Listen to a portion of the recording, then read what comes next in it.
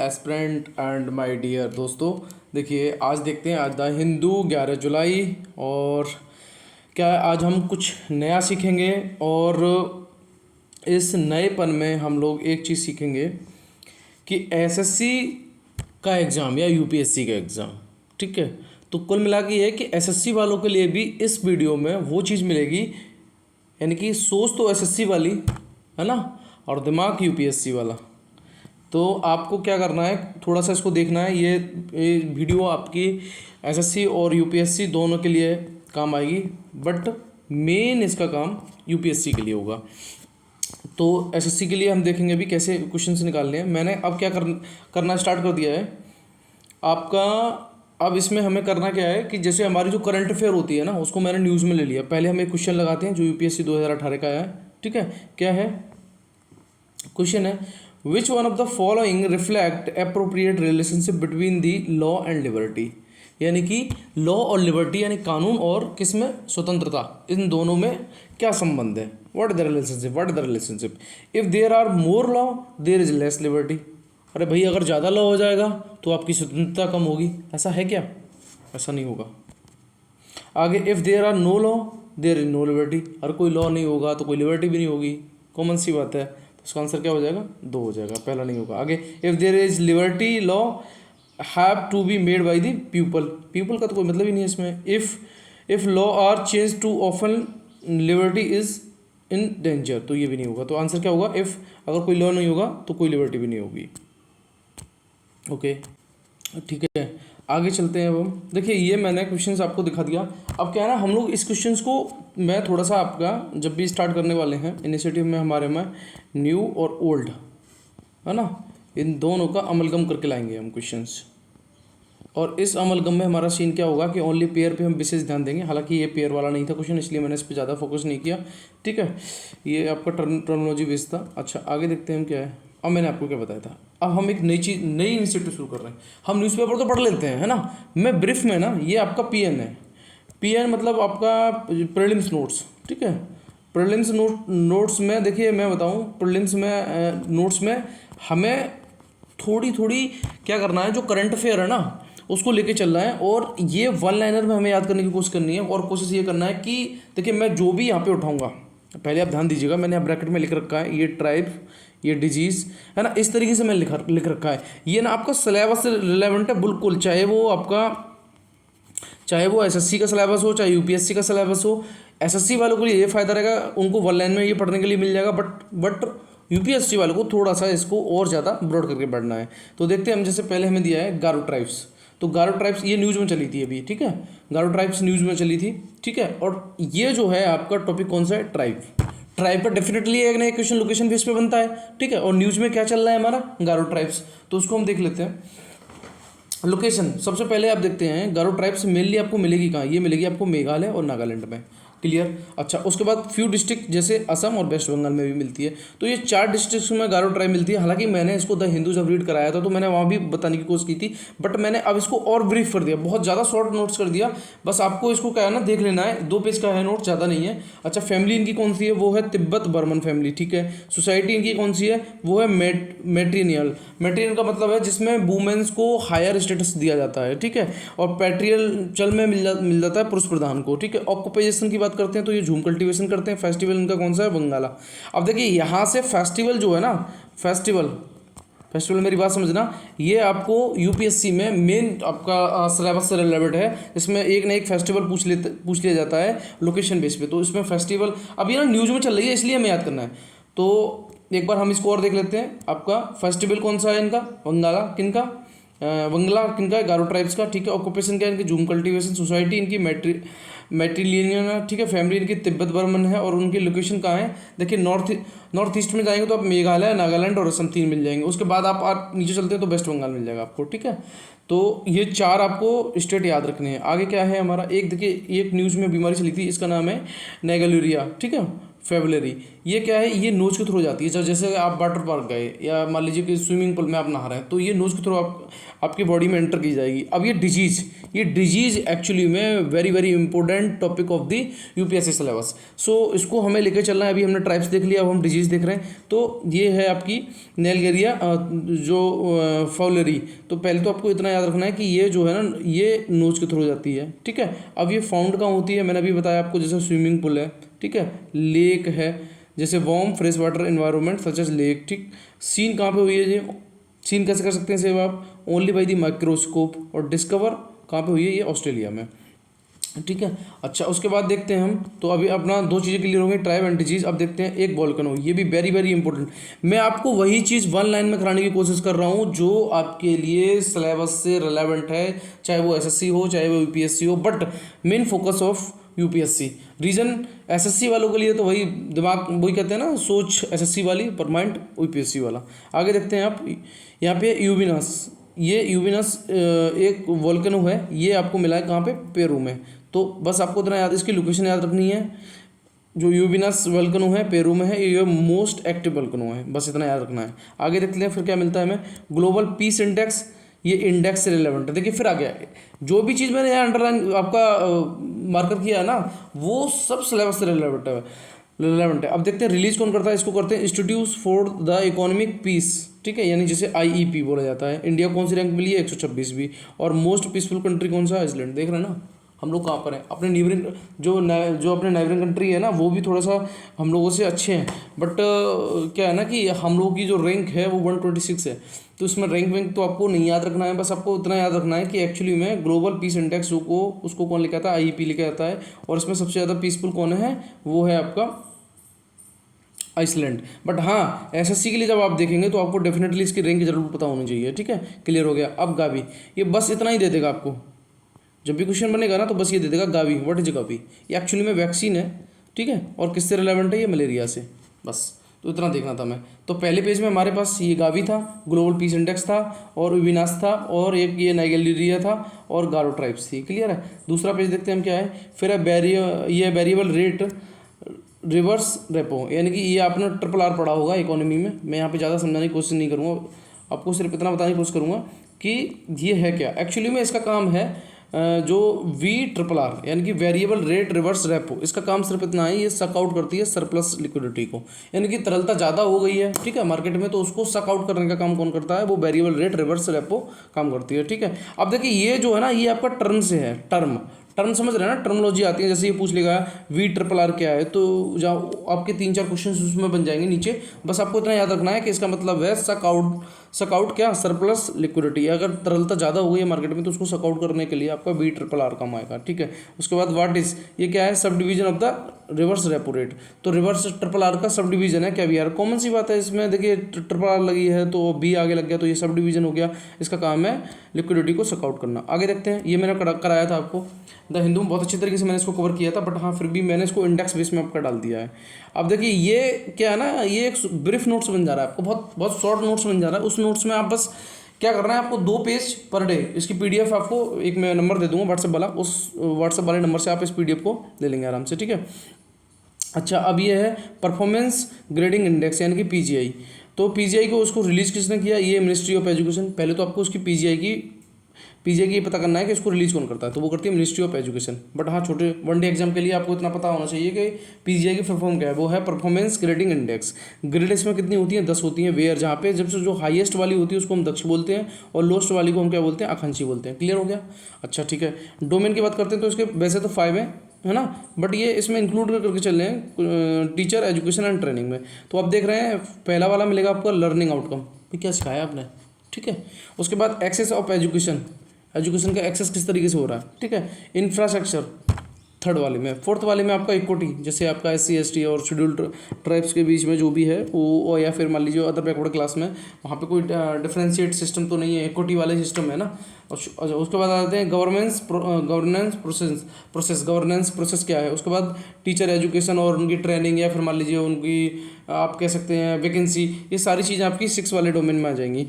तो हमको इतना समझना था कि पीजीआई एक्चुअली में मिनिस्ट्री ऑफ एजुकेशन, जो हाईएस्ट होगा वो दक्ष होगा और जो लोएस्ट होगा वो आकांक्षी होगा। उसके बाद फर्स्ट जो होगा इसके 6 डोमेन है। जो पहला वाला है आपका लर्निंग आउटकम है, सेकंड वाला एक्सेस ऑफ एजुकेशन है, थर्ड है इंफ्रास्ट्रक्चर एंड फैसिलिटी है, फोर्थ है इक्विटी है, फिफ्थ है आपका गवर्नेंस प्रोसेस है, और सिक्स है आपका टीचर एजुकेशन एंड ट्रेनिंग है। अच्छा, उसके बाद आ जाते हैं हम इंटरनेशनल मैरीटाइम ऑर्गेनाइजेशन। अब हम एक बॉडी देख लेते हैं। अब देख रहे हैं ना, मैंने इस तरीके से डिजाइन किया है कि करंट में न्यूज़ में जो भी चीज़ चल रही है आपकी टोटली रिलेवेंट हो जाएं, चाहे वो यूपीएससी हो चाहे एसएससी का सिलेबस हो, ठीक है, उससे रिलेवेंट हो जाएं, but mostly focus on UPSC syllabus. So now we start. अब देखिए यहाँ पे देखते हैं इंटरनेशनल मैरीटाइम ऑर्गेनाइजेशन, यानी कि जिसको आईएमओ बोला जाता है। इसका हेडक्वार्टर कहाँ है? हेडक्वार्टर इसका लंदन में है, ठीक है सब। तो हेडक्वार्टर आपको ध्यान रखना है आईएमओ का। एक बॉडी आपको रोज़ देखनी है, एक बॉडी हम कोशिश करेंगे रोज़ देखने की।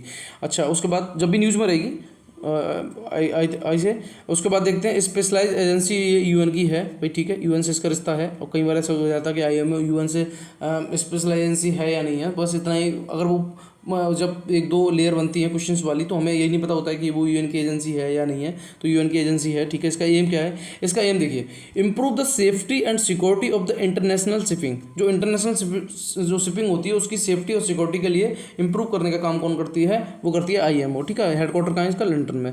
अच्छा, उसके बाद देखेंगे एंड ये प्रिवेंट करती है क्या? पॉल्यूशन फ्रॉम द शिप, ठीक है, पॉल्यूशन के रिगार्डिंग भी ये काम करती है। उसके बाद ये सेफ्टी एंड सिक्योरिटी, तो सेफ्टी, सिक्योरिटी एंड पॉल्यूशन तीनों के रिगार्डिंग काम करती है कौन? आईएमओ, ठीक है। अच्छा, उसके बाद देखते हैं इंडिया इसका मेंबर है, बस इतना याद रखना है आईएमओ का, यस इंडिया मेंबर है, दैट्स इट। बस ये 2 पेज हमारे खत्म हो गए। यानी कि इस 10 मिनट में हमने कंप्लीटली आपका जो 1 डे का आपका, देखिए ये मैंने ना आपकी गूगल से, उसके बाद पीआईबी से, सारी जगह से मैंने उठा के ये देखा है कि कौन सी चीज़ें हमारे लिए इंपॉर्टेंट हैं, उन्हीं को मैंने यहाँ पे करा दिया है, ठीक है। अब इसकी अगर आपको पीडीएफ चाहिए तो पीडीएफ के लिए आप ये नंबर नोट कर लें, 8171420646। इस पर सिर्फ आप हाई लिख के भेज देंगे, आपको पीडीएफ मिल जाएगी। ये नंबर आप नोट कर लें, ठीक है। अच्छा, आगे चलते हैं फिर हम, और हमारे लिए अब क्या है? अब हम आ जाते हैं अपने द हिंदू पे। यहाँ मिलता है रेन कंटिन्यूज टू पाउंड, है ना, north India to rise to 25 something 25 लोगों की डेथ हो गई। देखिए अभी हिमाचल में आपको पता होगा, इतनी हिमाचल का क्या सीन है कि हिमाचल है या कुल्लू मनाली उधर साइड में आप देख रहे हैं तो बहुत ज़्यादा, लाहौल स्पीति साइड में क्या हुआ है कि जो फ्लड टाइप की ये जो है हो रहा है। और देख रहे हैं यहाँ पे, देखिए फिगर में दिखाने की कोशिश भी की है किस तरीके से ये सब देख रहे हैं ना, सब डैमेज हो रहा है। तो यहाँ पे क्या है, Himachal Pradesh chief minister Sukhvinder Singh Sukhu said roads, transport, electric और substation water supply scheme support extension damage in the state as per initial estimate the loss could भी लगभग 3 से 4 हज़ार करोड़ का लॉस हो रहा है इसमें, समझ रहे हैं ना आप, इस पूरी कंडीशन में, सिचुएशन में। तो यहाँ पे देखिए ये बड़ी क्या है ना कि जहाँ उधर वो थोड़ा सा नॉर्थ साइड में अगर आप देखते हैं तो जब बरसात वाली बात होती है तो फ्लड वाले, अभी हमने जोशीमठ वाली कहानी सुनी थी, है ना, उत्तराखंड में। तो ये चीज़ें बड़ी कहते हैं ना कि जो नेचुरल कैलेमिटी होती है ना, तो वो बता के नहीं आती किसी को, है ना। तो अभी ये बड़ी दुख की बात है कि हमारे जो है 25 लोगों की वहाँ डेथ हो गई है। चलिए आगे चलते हैं फिर हम। अब देखते हैं हम, यमुना इंचिंग क्लोजर टू डेजर, ठीक है, danger mark government start evacuation work. अब देखिए क्या हुआ है, अभी दिल्ली में स्कूल बंद कर दिए गए, ठीक है। Primary class of all school of Delhi will remain shut कहाँ तक? ट्यूसडे तक बंद नहीं है, ठीक है, मंडे ट्यूसडे, आज कह सकती हूँ consider with the Delhi government closely monitoring rising in level of Yamuna का जो लेवल है वो भी बढ़ रहा है। The government also started evacuating people from the low lying area along the river. अब देखिए लोगों को वहाँ से निकालना शुरू कर दिया गया है, ठीक है। अब मैं बताऊँ इसमें हमारे लिए जो पढ़ने के लिए वो क्या है वो देखते हैं। अरविंद केजरीवाल ने यही कहा है, speaking a press conference on Monday, chief minister Arvind Kejriwal said it is a unlikely, ये उसके विपरीत स्थितियाँ हैं, that is a city will face a flood like situation in near future, however he added that administrative was preparation. हमारे लिए इसमें पढ़ने के लिए क्या है हम वो देख लेते हैं, ठीक है। हमारे लिए पढ़ने के लिए है इसमें यमुना, ये मैप समझना है हमें, यमुना समझनी है हमें, ठीक है। अब देखिए ये हम सिलेबस फिर रिलेवेंट करते हैं। मैं पूरा चार्ट उठा दिया, हालांकि मैं चाहूँ तो आपको पूरा चार्ट समझाऊँ पर इसमें वीडियो बहुत लॉन्ग हो जाएगी, इसलिए मैं इसको आपको सिर्फ यमुना के बारे में समझाने की कोशिश करूँगा, कुछ और बता दूँगा थोड़ा सा इंपॉर्टेंट। यमुना देखिए आप, ठीक है। तो यमुना जो है वो कहाँ से? यमुनोत्री से निकल रही है, ठीक है। अब आप देख रहे हैं इसमें इसकी ट्राइब्यूटरीज कौन है? बनास, चंबल, बेतवा, सोन, ठीक है। और एक टून्स और होती है, तो ये आपकी एक टून्स और होती है, वो टून्स यहाँ कहीं होगी, टून्स, ठीक है। तो ये राइट है और ये लेफ्ट बैंक ट्राइब्यूटरीज है। तो कौन कौन सी है आपकी, बनास, चंबल, बेतवा, सोन, और इधर कौन सी होगी, टून्स। तो आपको यमुना की ये पहले तो ट्राइब्यूटरीज याद करनी रही हैं, ठीक है, बढ़िया तरीके से, क्योंकि ये आपका न्यूज में था इसलिए। अच्छा, अब मैं बताऊँ आपको एक ऐसी रिवर जो ट्रैपिक ऑफ कैंसर को 2 बार कट करती है, तो वो है कौन सी, माही, ठीक है। अब हम ये देख लेते हैं, अभी हमने पढ़ा था गंगा कहाँ से, सॉरी यमुना कहाँ से निकल रही है, यमुनोत्री ग्लेशियर से। अच्छा, अब इसमें जैसे आपकी बनास है, ठीक है, ये कहाँ से है, ये आपका है नियर कुंभलगढ़, पहले तो आप ये क्लियर करना है, ठीक है। अब आ जाते हैं हम बेतवा, चंबल को देख लेते हैं। चंबल आपको मिलेगा जनपद पर्वत से, कहाँ से, जनपद पर्वत से। उसके बाद आ जाते हैं बेतवा, बेतवा मिलेगी हमें विंध्याचल हिल से, जिसको हम बोलते हैं होशंगाबाद, ठीक है। उसके बाद हम आ जाते हैं सोन, तो सोन हमें मिलेगी कहाँ से, ये मिलेगी आपकी अमरकंटक से, कहाँ से, अमरकंटक से। ये जो है वो किसके पास है, अनूपपुर के पास। तो आपको अभी इतना समझना था कि एक्चुअली में यमुना की कौन कौन सी ट्राइब्यूटरीज हैं, कहाँ कहाँ से निकलती हैं। तो देखिए, इसको मैं थोड़ा सा ट्रिक फॉर्म में आपको याद करा दूँ, तो देखिए यमुना जो है ना, यमुना जो थी वो बनी, ठीक है, उसने, अब हम शुद्ध भाषा में, देसी भाषा में अपने को याद करने की कोशिश करते हैं। तो यमुना जो है वो बनी, ठीक है, कैसे, उसने चप्पल ली, ठीक है, और उसके संग बेटा था, और बेटे को हम क्या बोलते हैं, सन, क्या बोलते हैं, सन, ठीक है। तो वो बन के चप्पल पहन के, चप्पल, या फिर ऐसे कह सकते हैं बनी चप्पल लेके, किसके लिए, बेटा के लिए, बेटा को हम क्या बोलते हैं, सन बोलते हैं। तो कुल मिला के आपको याद करना है, मैंने आपको ये शॉर्ट फॉर्म बताने की कोशिश की, ठीक है। उसके बाद इनके आपको कहाँ से कौन सी रिवर ऑरिजिनेट हो रही है उनको भी देख के चलना है, ठीक है। अच्छा, आगे चलते हैं फिर हम।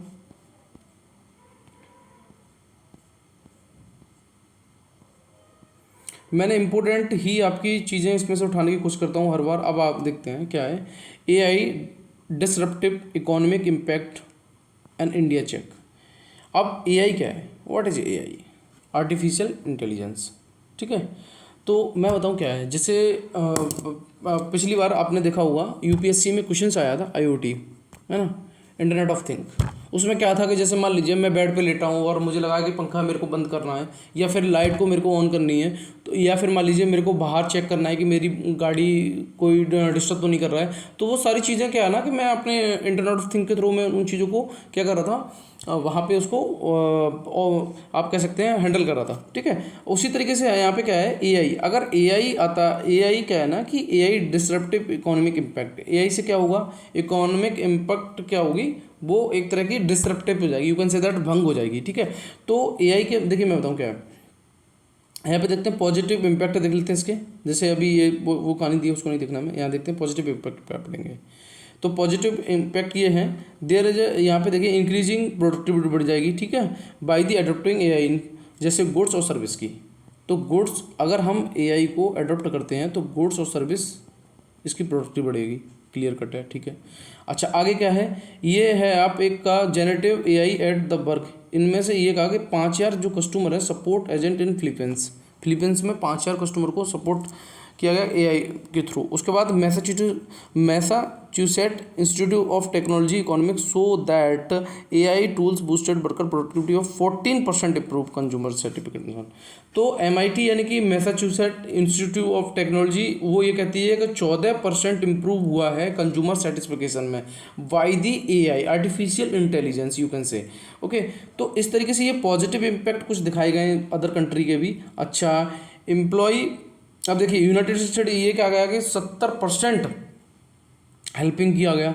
तो 70%, 50 कंपनियों में 70% जो हेल्पिंग प्रोसेस था वो किसके थ्रू था, एआई के थ्रू, जिसमें जैसे मान लीजिए आपका प्रोडक्टिविटी हो, चाहे आपका productive for the goods and service के लिए, तो 70% उसमें वो किया गया। अच्छा, उसके बाद देखिए एक और है आपका प्राइस वाटर हाउस कॉपर्स यानी पीडब्ल्यूसी created and increase the global GDP, कितनी बढ़ जाएगी, 14%, और $15.7 trillion by the 2030 due to ongoing technology advancement in AI. अब देखिए, अब आपके लिए क्या ये एक डेटा दिया है, इस डेटा को आप देख सकते हैं एक बार। यानी कि पीडब्ल्यूसी ये कह रहा है, वो प्रेडिक्ट कर रहा है कि ग्लोबल जीडीपी है ना वो 14% या फिर you can say that $15.7 trillion 2030 तक क्या हो जाएगी, ये बढ़ जाएगी ड्यू टू आर्टिफिशियल इंटेलिजेंस। अच्छा ठीक है, अब इसके कुछ नेगेटिव इम्पैक्ट भी होंगे, ये तो पॉजिटिव इम्पैक्ट है, नेगेटिव इम्पैक्ट देख लेते हैं। नेगेटिव इम्पैक्ट क्या है, ये completely you can say that labour replacement हो जाएगा, completely you can say that but not, है ना, ऐसा नहीं होगा, कुछ ये भी मानते हैं। हाँ, लेबर रिप्लेसमेंट तो हो ही जाएगा। अच्छा, ये नेगेटिव इम्पैक्ट है इसका तो। अच्छा, उसके बाद देखते हैं फिर हम क्या है, negative impact on worker on average, it reduce the labor share, employment and wages. These adverse effect primarily if affect किस पे, blue collar worker and individual with the lower level of education. तो इसका artificial intelligent का सबसे ज़्यादा अगर impact किसी पे पड़ेगा तो वो पड़ेगा ब्लू कॉलर वर्कर। अब हम आ जाते हैं अपने यूपीएससी के सिलेबस में, जहाँ पे हम रेड कॉलर, वाइट कॉलर और ब्लू कॉलर या इन कॉलर को पढ़ेंगे। तो इसमें से हमें एक कॉलर दिया, उस कॉलर को हम अच्छी तरीके से देख लेते हैं वो क्या है हमारा। देखते हैं ब्लू कॉलर।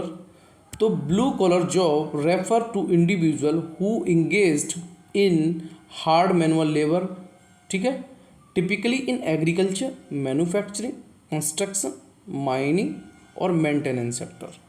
तो ब्लू कॉलर जॉब वाले बंदे कहाँ कहाँ मिलेंगे आपको, मैनुअल लेबर में मिल जाएंगे, ठीक है, एग्रीकल्चर में मिल जाएंगे आपको, मैन्युफैक्चरिंग मिल जाएंगे, कंस्ट्रक्शन में मिल जाएंगे, माइनिंग में मिल जाएंगे और मेंटेनेंस सेक्टर में मिल जाएंगे। यानी कुल मिला के ये है, जो जैसे आप माइनिंग में गए तो वहाँ पे कुछ लोग खदान का काम कर रहे हैं, या फिर मान लीजिए आप मैन्युफैक्चरिंग में गए तो वहाँ कुछ बनाने का काम चल रहा है, कंस्ट्रक्शन का काम चल रहा है, एग्रीकल्चर में कुछ काम चल रहा है, तो वो जो काम करेंगे वो कौन होंगे आपके, ब्लू कॉलर जॉब वाले, ठीक है। अच्छा, अब देखते हैं, यहाँ पर हमने पढ़ लिया। अब इंडिया के लिए क्या है इसमें, आर्टिफिशियल इंटेलिजेंस के लिए इंडिया के लिए क्या है। अगर इंडिया इसके रेगुलेशन पे ध्यान न देके, है ना, इसके रेगुलेशन पे ध्यान न देके अगर एजुकेशन और ट्रेनिंग पे काम करता है तो इंडिया इस चीज़ के यू कैन से दैट ये हमारे लिए बहुत ज़्यादा बेटर होगा, हमें फोकस इस पर करना चाहिए। कुल मिला के आप ये कह सकते हैं कि इंडिया को इसको रेगुलेशन, आर्टिफिशियल इंटेलिजेंट पे रेगुलेशन पे तो काम करना ही चाहिए, बट इसके साथ साथ किस पर, बट इसके साथ साथ ट्रेनिंग और एजुकेशन पे और काम करना चाहिए। अच्छा ठीक है, अब क्या अपॉर्चुनिटी फॉर इंडिया, यही मैंने आपको बताया इंडिया के लिए का अपॉर्चुनिटी क्या है। तो regulation on the use of AI is not a bright solution, ये ब्राइट सॉल्यूशन नहीं है इंडिया के लिए, रेगुलेट कर दिया आपने। अब जैसे फॉर एग्जांपल मान लीजिए यूट्यूब है, वो मान लीजिए अदर कंट्री का है और वो आके यहाँ पे रेगुलेट हो गया है। अगर यही चीज़ क्या होता इंडिया में, अपने छोटे छोटे मैं मानता हूँ एरिया वाइज प्लेटफॉर्म खड़े कर दिया जाते, फॉर एग्जाम्पल मान लीजिए मंडल वाइज या फिर स्टेट वाइज, इस टाइप के 28 अगर इस तरीके के प्लेटफॉर्म बना दिए जाते तो इंडियन इकोनॉमी से जो भी पैसा आउट ऑफ जा रहा है वो नहीं होता फ्लो, है ना। क्यों, कॉमन सी बात है, वो इंडिया का पैसा इंडिया में ही रहता, अदर कंट्री के लोग आते अगर वो इसको यूज़ करते तो उनके वो काम आता। बट क्या है ना कि यहाँ तक की सोच और यहाँ तक एक रखना, अब क्या होता है कि आप देख रहे हैं कि अब कमाई कोई और कर रहा है ना, काम कोई और कर रहा है, तो वही सब कहानी है। तो ये कह रहे हैं regulation on the use of AI is not a bright solution as the world as this would just drive investment and new opportunity away. हाँ, और इन चीज़ों से हम क्या रहेंगे, दूर रहेंगे, इसलिए हमें ध्यान देना चाहिए किस पे, एजुकेशन एंड ट्रेनिंग पे। तो यही अपॉर्चुनिटी है। उसके बाद देखिए क्या है, द पीडब्ल्यूसी रिपोर्ट अभी मैंने बताई थी, इसमें कितना था आपका 15.7 ट्रिलियन जो है आपका हो गया था। Greatest economy gain from AI will be come from China, कहाँ से, चाइना से, ठीक है। With a project 26% boost to GDP by 2030 तक। Thus, it would be prudent for the India to focus more education and training in AI। यही मैं बात कहना चाह रहा था कि हमें फोकस करना चाहिए किस पर, एजुकेशन एंड ट्रेनिंग पर, in case of artificial intelligence. This could be a lot easier now with online education having larger expenses, ठीक है, expenses after the COVID-19 pandemic to take advantage of the demographic dividend and new opportunity of the emergent from the AI. यही बात मैं कहना चाह रहा था आपसे, ठीक है। चलिए कोई नहीं, तो कुल मिला के इसमें ये है कि हमें ना इसकी रेगुलेशन पे काम ना करके किस पे करना चाहिए, एजुकेशन एंड ट्रेनिंग पे काम करना चाहिए। और जो ऐसी बात नहीं है, इसके बहुत सारे पॉजिटिव इम्पैक्ट भी है, नेगेटिव इम्पैक्ट भी हैं, वो मैंने आपके साथ डिस्कस किया। चलिए आगे देखते हैं फिर हम क्या है। देखिए आज बहुत लेंथी है, मैंने कोशिश ये की है कि आपकी इतने आर्टिकल कवर हो जाएँ जो हमारे प्रीलिम्स बेस से रिलेवेंट है, ठीक है, तो उनको मैंने करने की कोशिश की है। अब देखते हैं हम क्या, the need for the strengthening palliative अच्छा ठीक है, care in face of non communicable disease. तो सबसे पहले हमको ये समझना है कि ये नॉन कम्युनिकेबल डिजीज़ क्या होती हैं, पहले हम इसको देख लेते हैं। ठीक है, वेट वेट सॉरी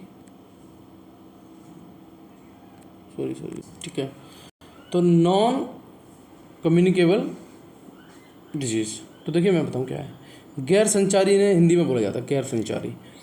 तो ये कौन सी होती है? Disease that are not spread through infection, ये इन्फेक्शन के द्वारा नहीं भी फैलती। तो पहले तो आपको इतना याद रखना है कि इन्फेक्शन का कोई काम नहीं होता किसमें, नॉन कम्युनिकेबल डिजीज़ में, और थ्रू अदर पीपल, और ना ही वो दूसरे व्यक्ति के द्वारा फैलती हैं। What are a typical case of unhealthy behaviour, जैसे फॉर एग्जांपल जैसे डायबिटीज़ है, मेंटल हेल्थ कंडीशन है, या इंजरीज़ है, ये सब क्या है ना, नॉन कम्युनिकेबल डिजीज़ हैं। तो आपको पहले तो इतना समझना था कि नॉन कम्युनिकेबल डिजीज़ क्या होती हैं। अच्छा ठीक है, यहाँ इसको फिनिश करते हैं हम, आगे देखते हैं फिर क्या है हमारे पास।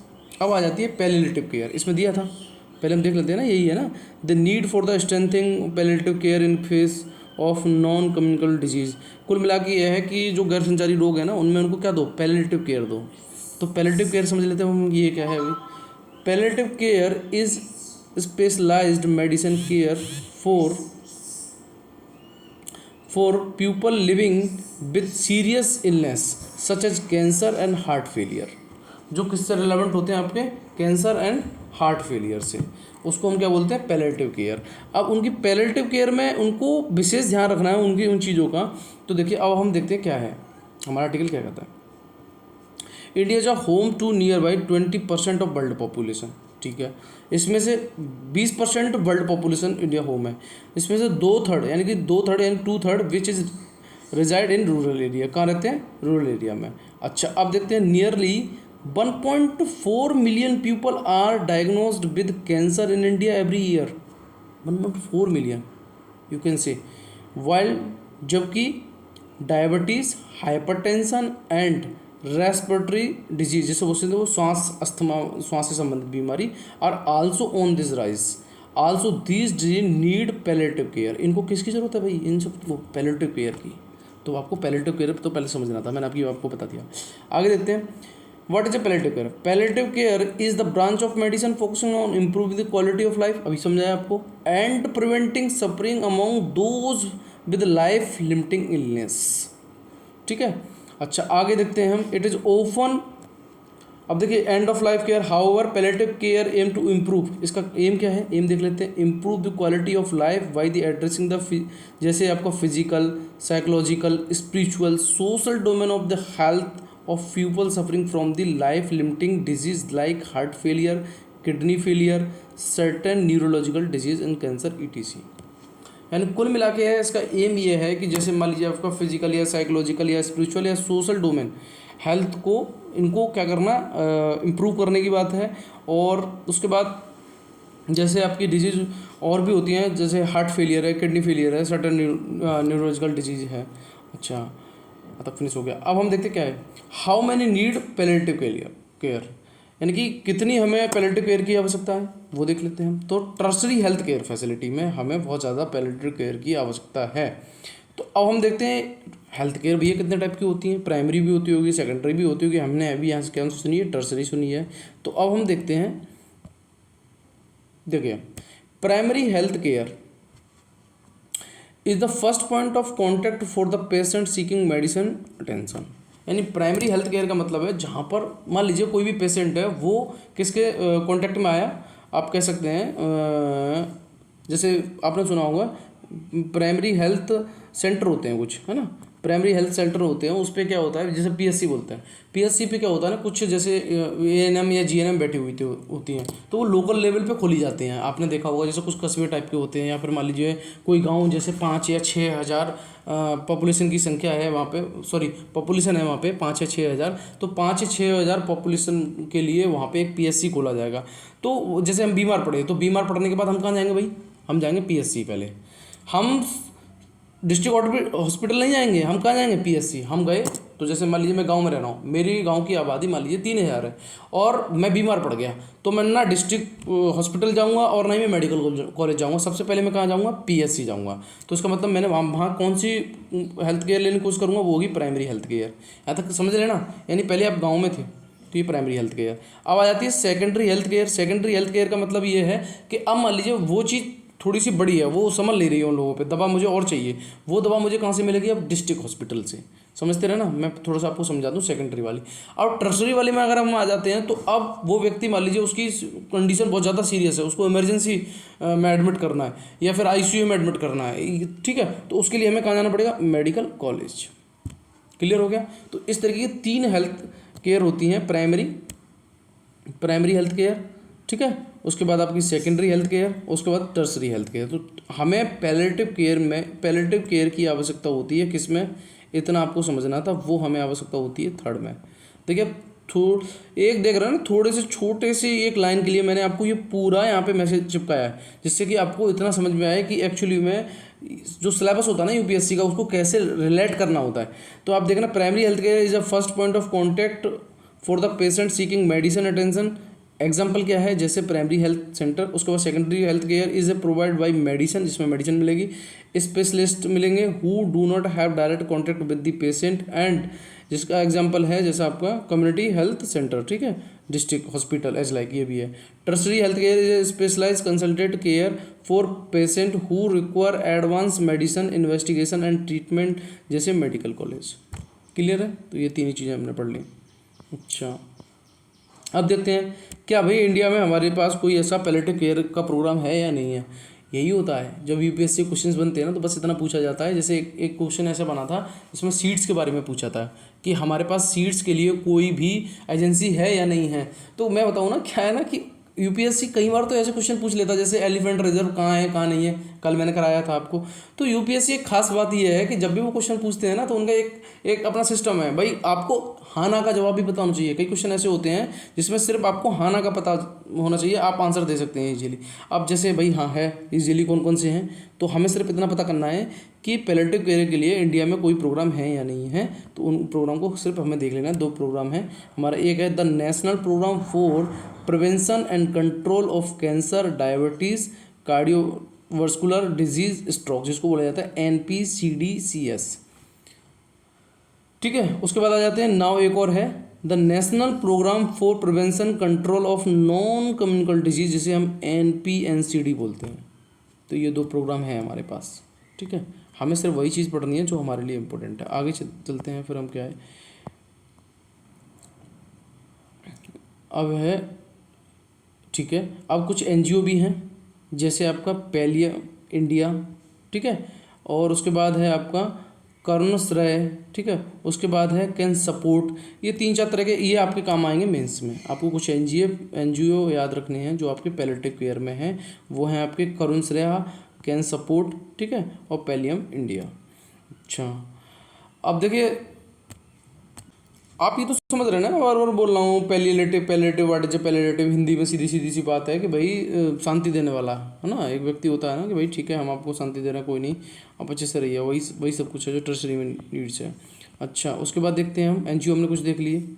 ये क्या है हमारे पास, पैलेटिव केयर हमने बताया इज ए, अब देखिए यहाँ देखते हैं पैलेटिव केयर, अभी मैंने शायद बता दिया आपको, एक और देख लेते हैं। Palliative care is a specialise medicine care for people living with a serious illness such as cancer and heart failure.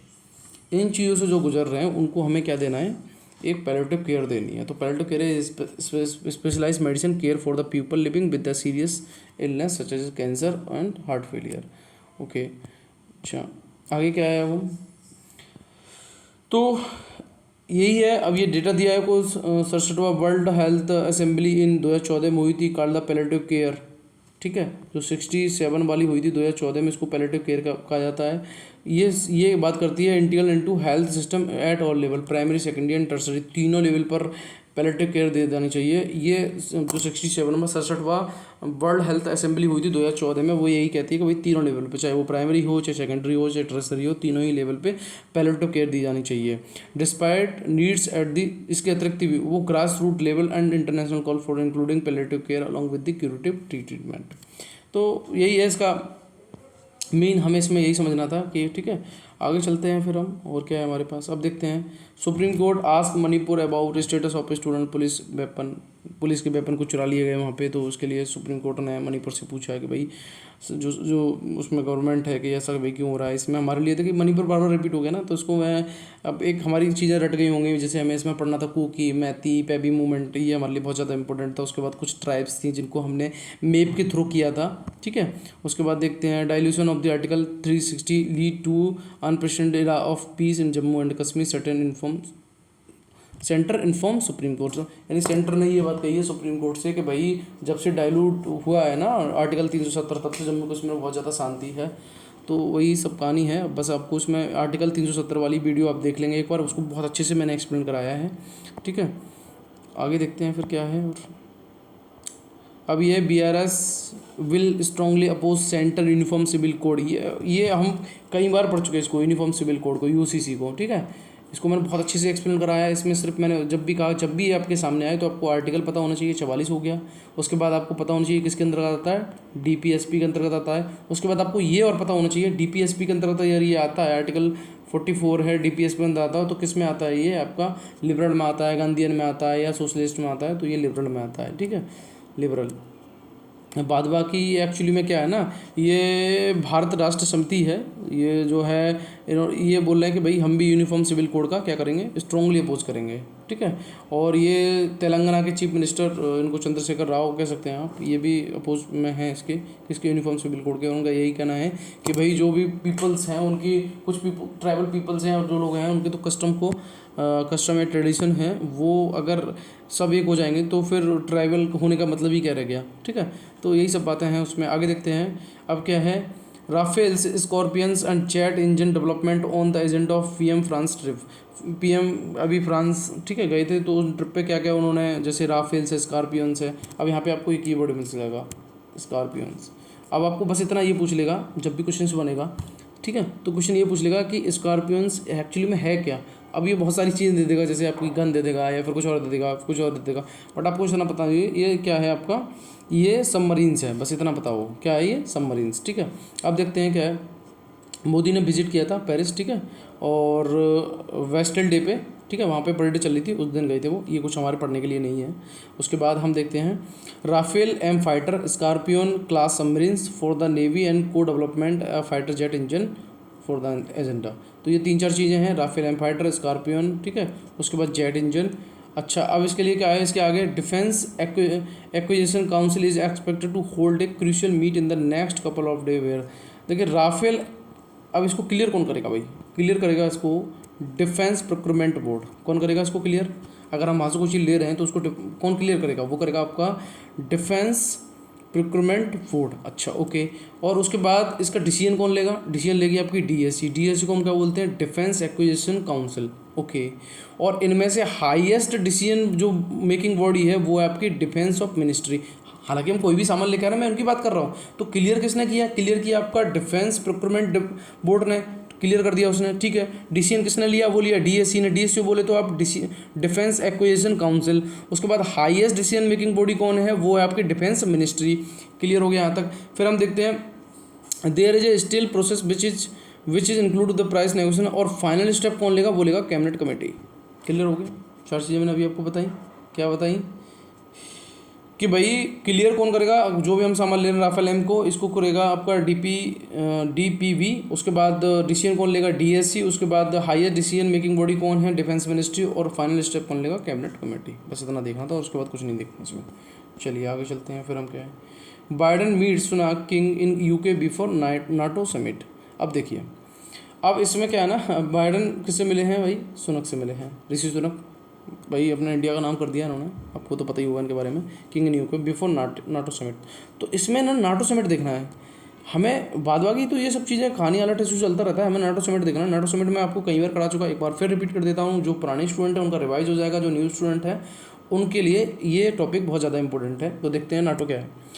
NATO बोले तो नॉर्थ अटलांटिक ट्रीटी ऑर्गेनाइजेशन, इसको हम वाशिंगटन ट्रीटी करते हैं। तो पहले आपको इतना पता होना चाहिए, यानी नाटो वाशिंगटन ट्रीटी इक्वल का मतलब है कि नाटो कहो या वाशिंगटन ट्रीटी हो, बोथ आर सेम। उसके बाद मेंबर कितने हैं इसमें, 12 हैं। करंट कितने हैं, 30। 2 हैं आपके नॉर्थ अमेरिका कंट्री के, 27 है आपके यूरोपियन कंट्री का और 1 है आपका यूरेशियन कंट्री का। क्लियर हो गया। ओरिजिनल 12 थे इसमें मेंबर, अब कितने हो गए, 30 हो गए। अच्छा, उसके बाद 2017-20 की बात करें तो मॉन्टेनेग्रो 2017 में और नॉर्थ मैसेडोनिया 2020 में। ठीक है। हेडक्वार्टर कहाँ है इसका, ब्रुसेल्स में है। कब स्टेबलाइज हुआ था, 1949 में। ठीक है। और वर्ल्ड वॉर सेकंड के टाइम पे। यूक्रेन नाटो का मेंबर नहीं है और इंडिया भी नाटो का मेंबर नहीं है। क्लियर है। अलायंस किसकी है इसकी, मिलिट्री, जैसे यूएस, कनाडा, यूरोपियन और पॉलिटिकल अलायंस भी है। ठीक, तो इसको आप देख लेंगे एक बार। ये मैंने आपको यहाँ पे एक शॉर्ट नोट्स लगा दिया है। चलिए आगे चलते हैं फिर हम। आज बहुत ज़्यादा टॉपिक मैंने कवर करने की कोशिश की। ठीक है, जो भी हम अपने प्रीलिम्स बेस के लिए थे। अब हम चलते हैं साइंस का एक टॉपिक है अपना। ये क्या है, the strength particle that hold the key to quantum super computers. देखिए क्या है, एक आप कह सकते हो मेजर है ना, जीरो मोड्स करके इसको, powerful form of computing called topology quantum computing. तो एक ये क्या है ना आपका मोड मिला, मोड की बात कर रहे हैं हम, कौन सी ना, Majorana zero mode can be use to realise powerful form of computing called the topology quantum computing. अच्छा, अब क्या है, देखिए ये है क्या, मैं बताऊँ आपको। ये क्या करेगा मैं बताऊँ, ये पार्टिकल है ना, ये पार्टिकल है एक, और इससे पहले हम यूज़ कर रहे थे आपका, उसको बोलते हैं हम फर्मिनियन। तो ये हमारे लिए हेल्प करेगा। ये पार्टिकल क्या हेल्प करेगा, ये यूनिक प्रॉपर्टी इसकी ये है कि ये क्वांटम कंप्यूटर को बिल्ड करने का काम करेगा और फ्रेंजाइल जो होते हैं ना उसको ये लेस करने का काम करेगा और more computationally robust than they are today. अच्छा, बेनिफिट्स हमें क्या मिलेंगे, देखिए ये है आपका Majorana zero mode can be use to realise a powerful form of computing called a topological quantum computing. तो इसमें ये काम करेगा कौन, आपका मेजोराना जीरो मोड। इसमें हमें पीएचडी नहीं करनी है। ठीक है, इस टॉपिक में पीएचडी नहीं करनी, बस हमें इतना समझना है फर्मिनियम की जगह ये आया है और इसमें बाद बाकी देखिए हिस्ट्री दी है, इसको हमें देखने की कोई ज़रूरत नहीं है, यहाँ से कोई क्वेश्चन नहीं बनेगा अपना। ठीक है, तो आज का सेशन देखिए, मैंने आपको कोशिश यही की कि स्टार्टिंग में हम लोगों ने क्या किया था, स्टार्टिंग में हमने क्या किया था कि एक क्वेश्चन लगाया अपना। ठीक है, और ये जो नोट्स है ना, इसके लिए आपको पीडीएफ मिल जाएगी, घबराने की कोई ज़रूरत नहीं है। आप, मैंने जो नंबर बताया उस नंबर पे आप मिस कॉल दे दे, वो मिस कॉल नहीं देंगे, आप सिर्फ उस पर पीडीएफ लिख के भेजेंगे 8171420646। इसको मैं थंबनेल पे भी लगा दूँगा। इस नंबर पे आप पीडीएफ लिख के भेज देंगे, बाद बाकी आपको पीडीएफ मिल जाएगी। ठीक है, तो इन दो ये ना, ये बहुत मैंने बहुत ऐसी न्यूज़ लाके कोशिश की है आपके सामने जो डेफिनेटली है कि इसका क्वेश्चन कहीं ना कहीं आपको मिलेगा ज़रूर। ठीक है, और बाकायदा मैंने साइड पे आपके बॉक्स बनाए हैं, जिन बॉक्सेस आपको क्लियर हो जाए कि हाँ भाई ये हमारे सिलेबस से ही रिलेटेड है। ठीक है, तो आज के सेशन हम यहीं एंड करते हैं। Thank you so much. और देखिए आप कोशिश यही करिएगा कि आपके जो भी पढ़ने वाले हैं या जो भी जानने वाले हैं, अब देखिए मैंने आज आपका देख रहे हैं कंपाइलेशन इकट्ठा किया आपका एसएससी का और यूपीएससी का, दोनों का मैंने कंपाइलेशन इकट्ठा किया है। तो ये वीडियो ये नहीं है कि प्रॉपर एसएससी वाले पढ़ पाएंगे या यूपीएससी वाले पढ़ पाएंगे, ये एसएससी वाले भी पढ़ सकते हैं। ठीक है, जो सीजीएल वगैरह की तैयारी कर रहे हैं उनको तो बहुत ज़्यादा बेनिफिट करेगी ये वीडियो, और उसके बाद यूपीएससी के लिए तो प्रॉपर है ही ये वीडियो। तो इस टाइप के नोट्स आप बना के रखेंगे अपने पास। ठीक है, इस तरीके से हम चलेंगे। तो इस वीडियो को आप शेयर जरूर कर दिया करें और लाइक, और नीचे जो मैं पूछता हूँ ना क्वेश्चन, जो मैं पूछता हूँ उसका जवाब जरूर दिया करें। अगर आपको नहीं भी पता है ना, तब भी आप उसे गूगल से चाहे कहीं से भी लेके उसको टाइप जरूर कर दिया करें। Okay, so thank you so much.